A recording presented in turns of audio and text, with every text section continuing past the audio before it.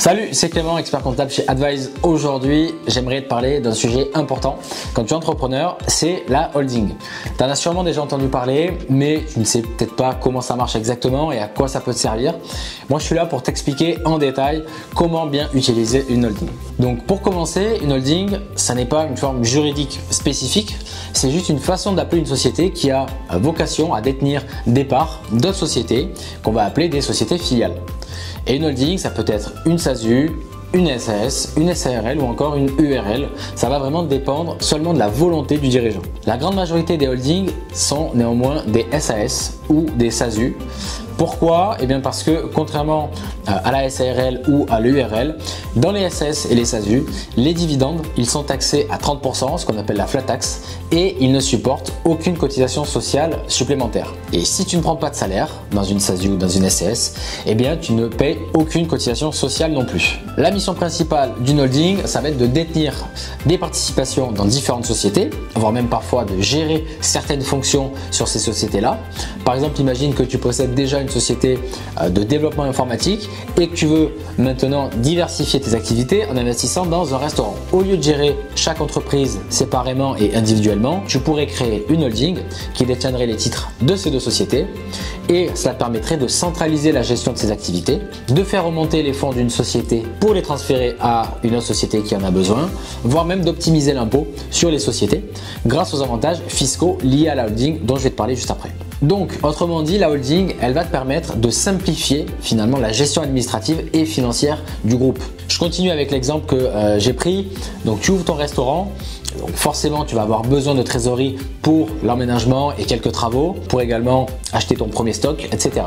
Donc, en parallèle, tu as cette société de développement informatique qui, elle, réalise des bénéfices importants. Donc, tu vas pouvoir faire remonter de la trésorerie depuis cette société de développement informatique vers la holding qui va ensuite pouvoir la redistribuer vers le restaurant en passant donc par la holding comme si c'était une banque ou un intermédiaire. Ta holding finalement elle va te permettre de faire remonter le cash des filiales de manière à les redistribuer aux entreprises du groupe qui en ont le plus besoin et ce grâce à trois méthodes différentes.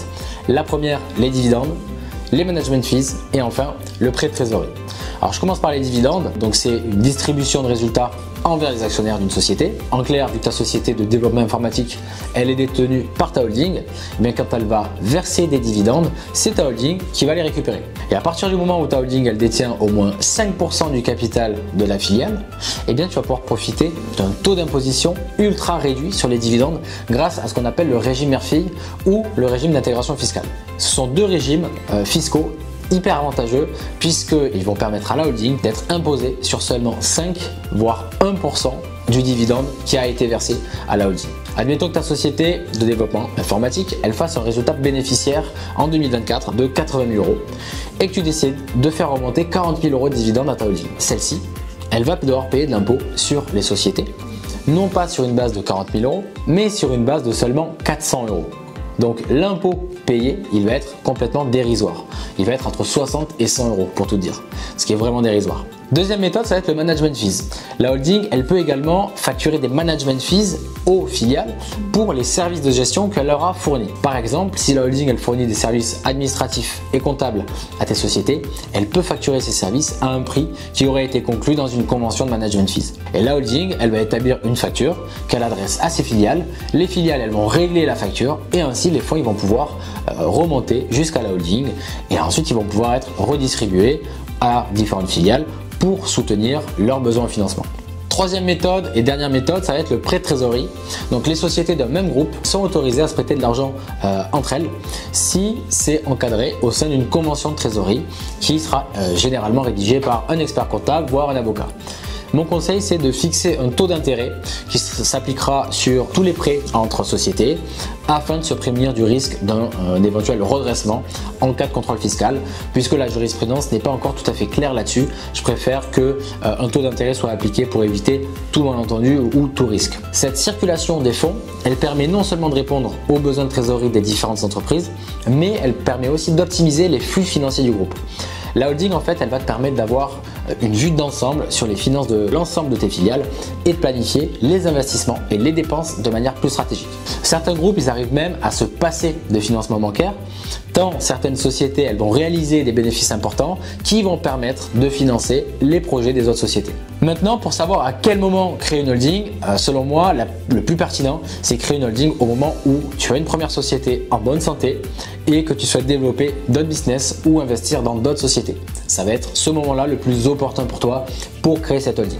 Concrètement, pour créer une holding, tu vas dans un premier temps devoir apporter les titres que tu détiens en nom propre à la holding. Je te conseille là-dessus de te faire accompagner par un expert comptable ou un avocat pour rédiger ce qu'on appelle le contrat d'apport et l'enregistrer. D'ailleurs, Advise peut t'aider à réaliser cette formalité en t'apportant tout le conseil que ça mérite. Si tu as des questions, tu peux nous les poser lors d'un rendez-vous qu'on t'offre en cliquant tout simplement sur le lien qui est dans la description de la vidéo.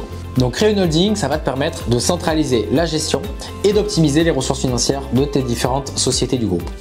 Et grâce aux dividendes, aux management fees et aux prêts de trésorerie que je t'expliquais, tu vas pouvoir faire remonter le cash au niveau de la holding pour le redistribuer ensuite aux entreprises du groupe en fonction de leurs besoins à un moment donné.